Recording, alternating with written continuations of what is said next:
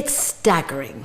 Despite all the climate change warnings, oil consumption in 2002 went up by 5.2%, and still over 2 billion people lack access to electricity. What can we do? Watch Energy Matters to find out what inspired entrepreneurs are doing to tackle the problem. And see how the Ashton Awards, set up to champion these solutions, is helping spread the message that renewable energy isn't just for green dreamers, but can help deliver light and power to some of the world's poorest communities.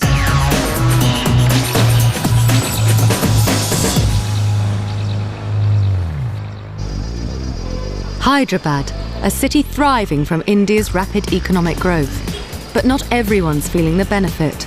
Certainly not the thousands of slum dwellers who still live without power, forced to depend on kerosene lamps. Reliable lighting seems a long way off, but a new mini solar lantern may be the answer.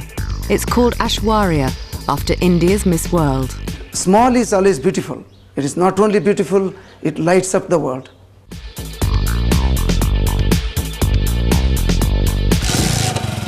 A dealer from Noble Energy Solar Technology, Nest, crosses the hills of the Eastern Ghats to Padmarantanda, a remote corner of Andhra Pradesh. He's come to spread the word about Aishwarya, a mini solar lantern that's bringing light to everyone living without power. Costing just $30, most can afford it, but there's an instalment scheme for those who can't. Powered by a solar panel that generates 4 hours of light, the lantern will replace kerosene lamps, which can be deadly. It's the brainchild of Damapa Baki, who as a 9-year-old witnessed the tragic death of his baby cousin.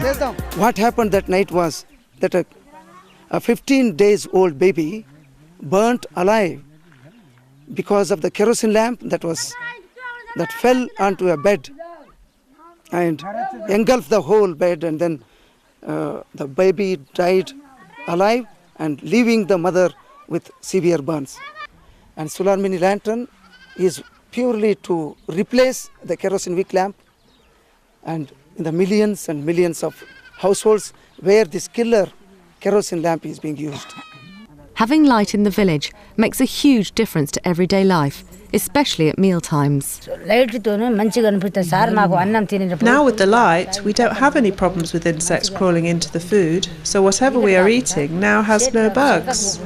Secondly, as it's so light, we're able to take the solar lantern into the hills, where all the pigs that used to come and disturb our crops no longer come near. In other villages like Arapenta, the lanterns help women process food products, like gum, at night. Using the light, we can get good gum from the raw gum and sell it in the market for extra cash. With the light, it is now possible. Before, with the kerosene lamp, it was impossible to see the gum properly. Children also benefit, reading without fear of fumes or fire. This light has really brought many good things to these people here. Their life has been enhanced now with better health and better education and better living. This light really makes a difference in their life. Back in Hyderabad at the Nest plant, orders are pouring in. First the housing is put together, then the fluorescent lamp is inserted and enclosed in a plastic chimney. The battery is then fixed to the circuit board and connected to the bulb. The unit is finally tested, charged and ready to go. Each year, 100,000 solar panels are produced at the Nest factory. The 3-watt mini cells are tested for the right voltage, tabbed together with copper wire, and sandwiched between high transmission glass and plastic sheets. Next, they're laminated and cured in an oven at 150 degrees centigrade. The edges are then trimmed, taped, and the panels fixed. These are then shipped to Hyderabad and packed for distribution. Mr. Baki named the lamp after Aishwarya Rai, India's Miss World, and a rising Bollywood star. So we borrowed the name from Aishwarya Rai, who is the Miss World and who is a picture-perfect woman in the world. And in the similar way, our product, we thought that it carries both the combinations of beauty with brain, with best performance, and it looks cute. Aishwarya is changing lives in cities too. This is the area where a typical Indian slums look like. And these people, although they are living in the center of the city, and they will not have any light. Over the past 10 years, the slum has spread along the fence of Hyderabad's international airport. You could see an aircraft flying here, and which is the a symbol of our richness in this country, and the other side we have the contrast where people have no amenities to live, including the sanitation, food, light, anything of that sort. The mini lantern will soon be shining its light across the world. Nest has just won an order for 1.5 million units from South Africa. It has also developed a lantern with a built-in radio, a solar-powered fan and a mini solar desk lamp. The Aishwarya lamp has also earned the recognition of the prestigious Ashton Awards, a UK-based scheme supporting sustainable energy ideas that are proving themselves around the world. We would like to do it in a global manner, and Ashton Award has really brought this kind of recognition, and it is a recognition for our work. It is not just in one village, it is a global phenomenon that is taking place. Motorbikes are dirty and noisy, but they're a practical transport option in congested cities around the world, as well as a lifeline for those in remote rural areas. Used for urgent deliveries, getting to work, or bringing produce to market, a bike is hard to beat wherever you are.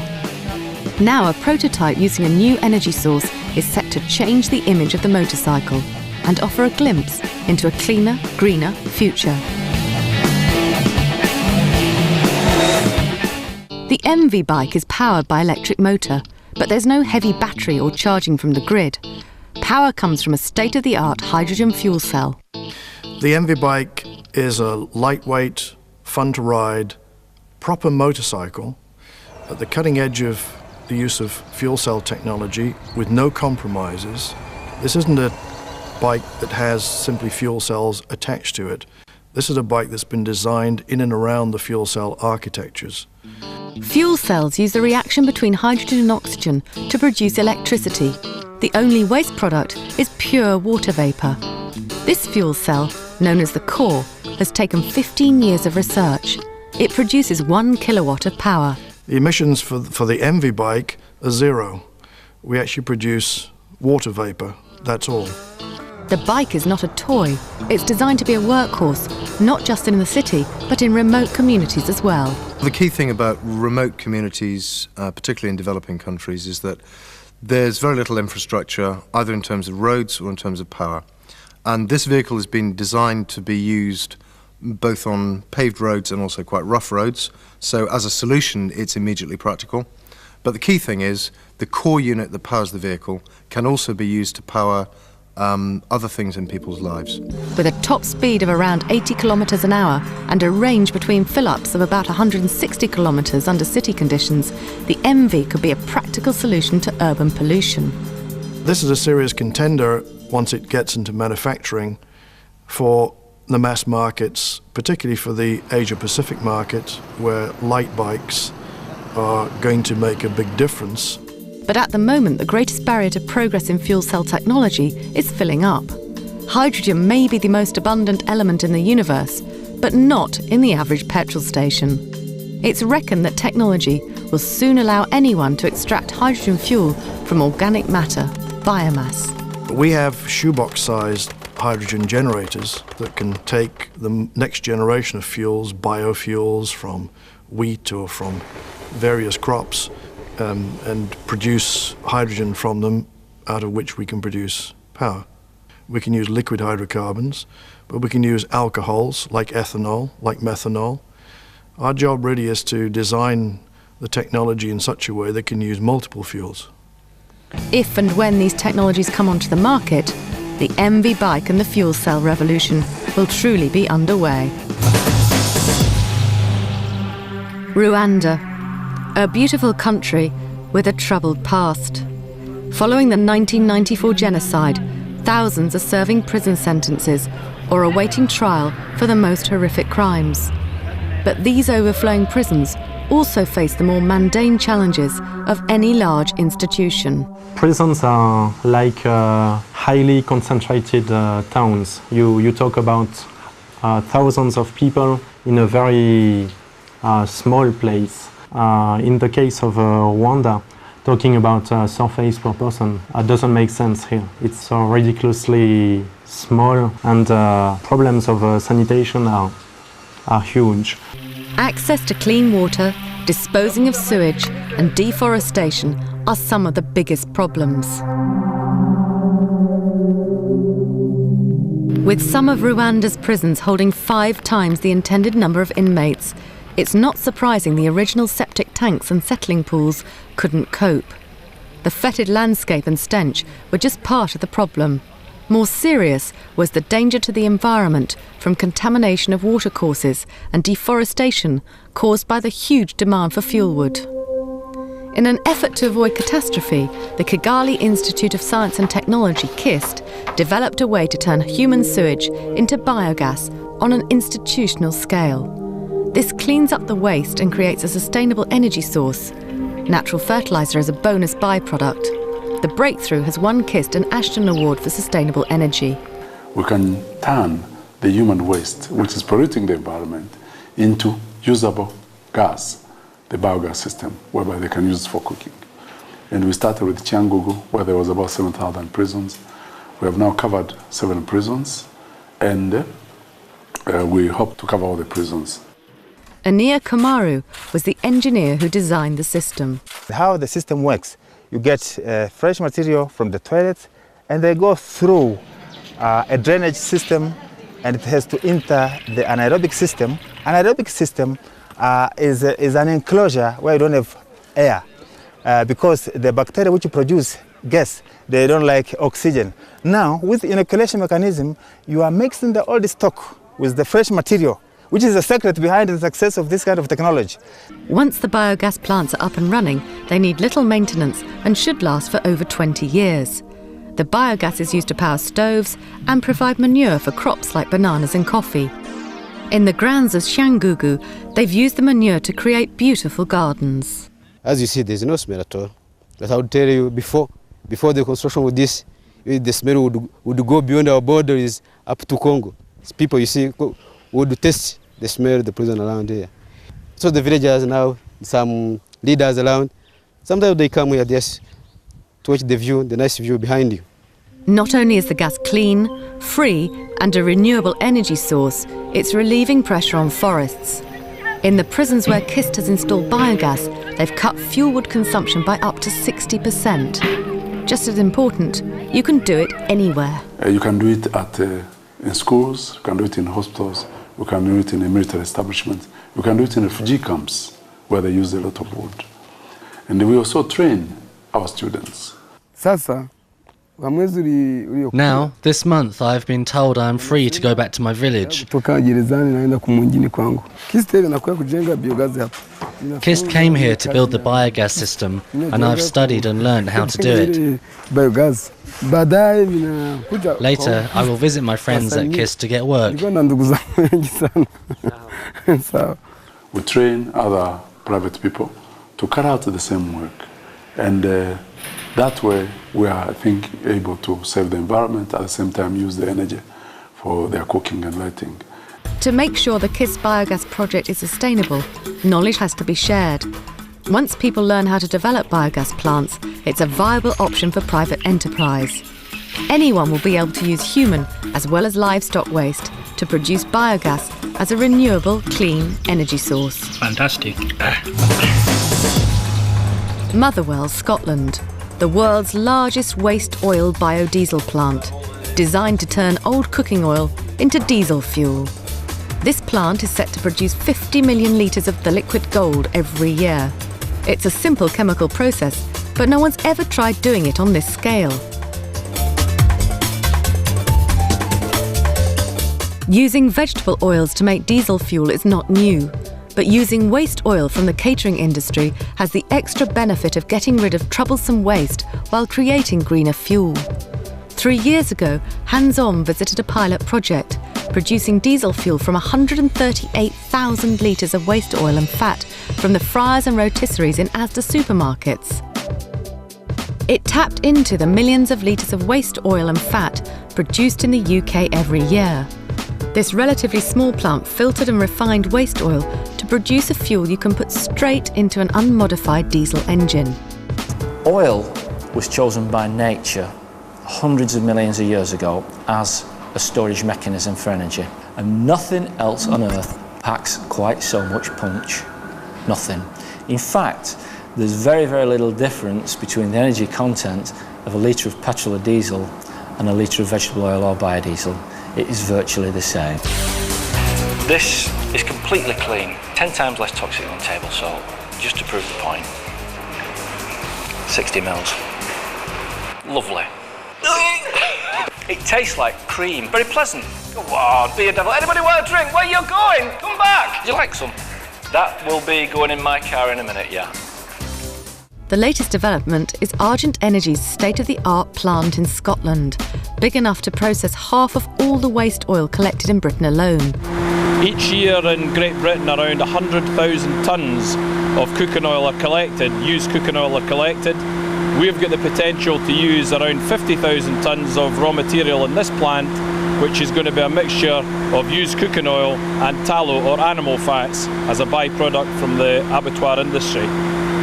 Once the material's transferred into the tanks and it's been analysed, it's then ready to go into the start of the production process to be transformed into clean, green, renewable fuel called biodiesel.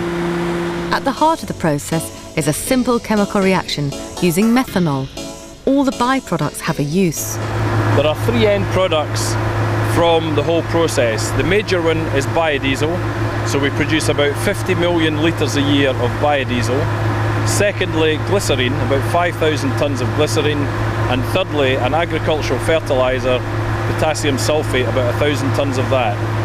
Anything else that isn't pure product of those 3 categories is then recycled and reused within the plant and used in this boiler to power the whole plant, which means we reduce the requirements for heavy fuel oil and further enhances the environmental benefits of this process and this plant. Everything happening at the plant is constantly monitored from the control room as the reaction takes place. This is biodiesel. This is diesel that's been made from those raw materials and is ready to send out to be used in cars and lorries and buses. The fuel produced could go straight into the tank, but it's taken to a refinery to be blended with ordinary diesel, improving its combustion efficiency and cleaning up the emissions produced by its fossil equivalent. Lorries and cars that use this biodiesel product will run 2 to 3% more efficiently than ordinary vehicles. A plant of this size is a major step towards making low-emission biodiesel a mainstream fuel of the future. This one plant will reduce carbon dioxide emissions by around 200,000 tonnes per year. Nestling in a valley lies Tegucigalpa, capital of Honduras. Offering the hope of work, it attracts a constant flood of people tired of trying to scratch a living from the land.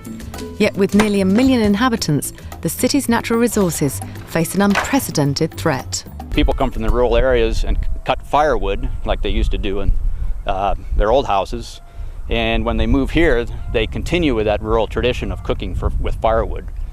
So that puts a tremendous amount of pressure on the forests here, and you can see they pretty much disappeared.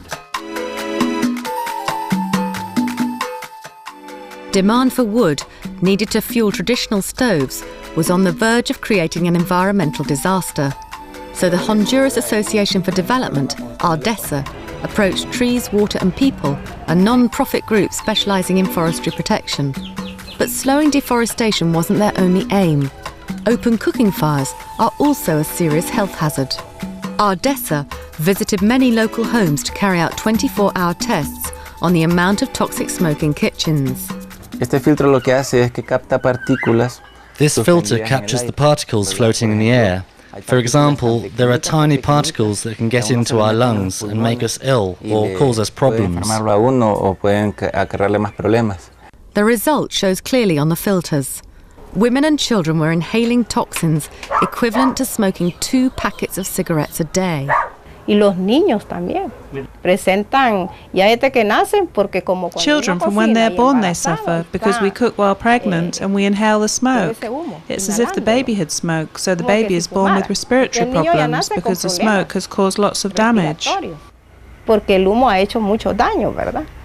Husta was one of the pioneers who trialled the new fuel-efficient stove. Out of gratitude for her patients, it's been named after her. Dramatically lower emissions means the kitchen is almost free of smoke, while the Husta hot plates are still ideal for making tortilla. Cheap, locally available materials, bricks, cement, clay, or sometimes ceramics are all that's needed. Special features include the L-shaped combustion chamber, which sits on top of the base and is backfilled with ash to help trap the heat and in turn save on wood. Another is a chimney that removes 95% of the toxic smoke. So what does Donna Justa think? Calientes todas, ¿ves? They are all hot, and here inside the stove I don't need more firewood until dinner. For me, this is wonderful. I'm so happy. I believe it's not just me, but many families. Estoy tan contenta y yo creo que no solo yo, mucha familia. The new stove is more efficient since many dishes can be cooked all at once. Less time is spent collecting wood, and using less fuel saves money. So far, 2,500 stoves have been built in Honduras, and demand is so great technicians are being trained in mass production. A micro-enterprise producing a variety of stoves costing between $8 and $60 is part of this Ashton Award-winning project. Credit is available for people who can't afford to pay. Even though the stoves only cost about $60, the Justa stove, that's still too much money. He sentido la mejora, he sentido el cambio. I've noticed the improvement and felt the change, and I'm very happy with the research carried out. We thank God and the people who made the arrival of these stoves possible here in Honduras. Lleguen aquí a Honduras.